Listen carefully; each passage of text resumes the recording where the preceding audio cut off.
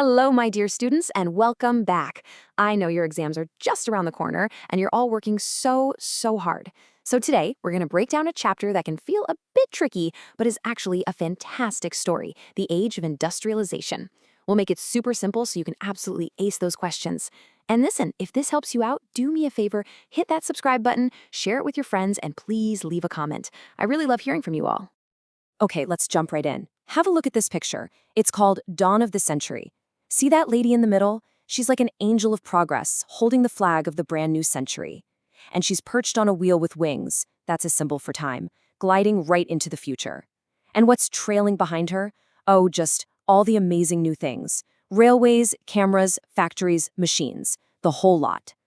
This picture was basically selling the dream, the promise of a glorious new age.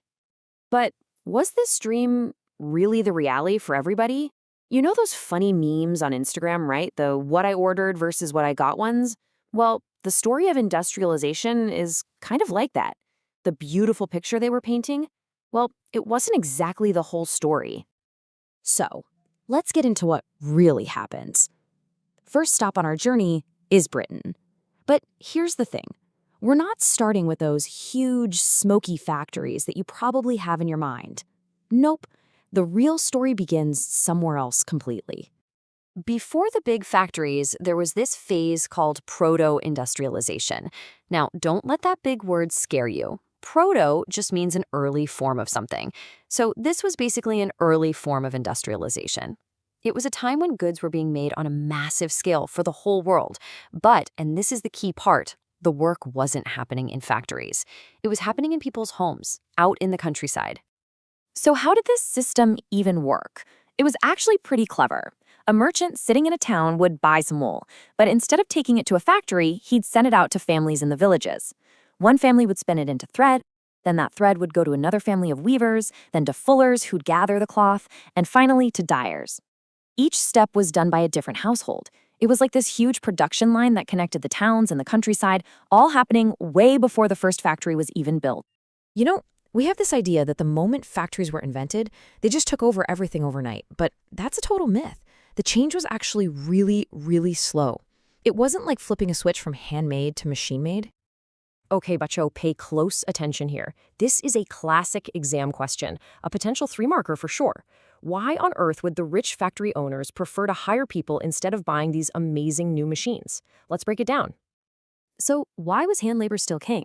Well, first, there were tons of people looking for work, so labor was cheap. Machines, on the other hand, were super expensive to buy and a real headache to repair if they broke down. Second, a lot of work was seasonal. Think about bookbinders getting ready for Christmas. You only need extra help for a short time. Why buy a machine you only use for a couple of months a year? Third, machines made everything look exactly the same. But the rich folks, they wanted fancy, unique handmade stuff to show off. And finally, some things just needed that human skill. The book mentions 500 different types of hammers and 45 kinds of axes. No machine could do that. You needed a skilled human hand. All right, we've seen what was up in Britain. Now let's bring the story back home, to our country, India. Because you know what? Before all those British factories came along, India was the undisputed superstar of the world's textile market. Yep, that's right. Before machine-made stuff existed, our Indian silk and cotton textiles were famous all over the world. The absolute finest cloth you could buy had a Made in India tag on it, and everybody, from Southeast Asia to Europe, wanted it. But then, things started to change, and fast. Just look at this number, Beta. In the late 1600s, trade from the port of Strat was worth a whopping 16 million rupees. But by the 1740s, it had crashed, all the way down to just 3 million. So what happened? Well, as the British East India Company gained more and more power, they basically took over and pushed out all the old Indian merchants. They moved all the trade to their own new ports, like Bombay and Calcutta. And what did this mean for the weavers, the actual people making the cloth? Oh, this slide is so important. Please pay attention. Before the company, a weaver was his own boss. He could negotiate his price, he could sell to lots of different buyers, he had freedom.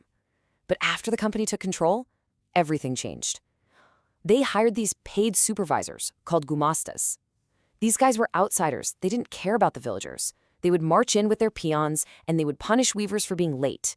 They forced weavers to take loans, trapping them. They could only sell to the company and at ridiculously low prices. Their entire freedom was just gone. And then came the final blow. Cheap, machine-made cloth from Manchester in Britain started flooding the Indian market. Just look at this chart. By the 1870s, more than half of everything India imported was British cotton. It was so cheap that our own weavers just couldn't compete. It was a disaster for them. But listen, our story doesn't end in tragedy. Just when things looked really bad, a new chapter began. Indian entrepreneurs started to fight back by building our very own factories. And here you can see the beginning of that fight back. It started in 1854 with the very first cotton mill in Bombay. A year later, the first jute mill in Bengal. Then in the 1860s, the Elgin mill in Kanpur. And by 1874, the first spinning and weaving mill in Madras. Slowly, carefully, a new industrial India was being built, and this time by Indians. And who were the heroes behind this? People like Dwarkanath Tagore and the great Jamsetji Tata. These were brilliant Indian businessmen who had earned money through trade and had the vision and the courage to invest it all in building India's industrial future. So how did these new Indian factories finally get their big break? Well, two huge events gave them a golden opportunity. First was the Swadeshi movement, when Indians decided to boycott foreign goods. And second was World War I.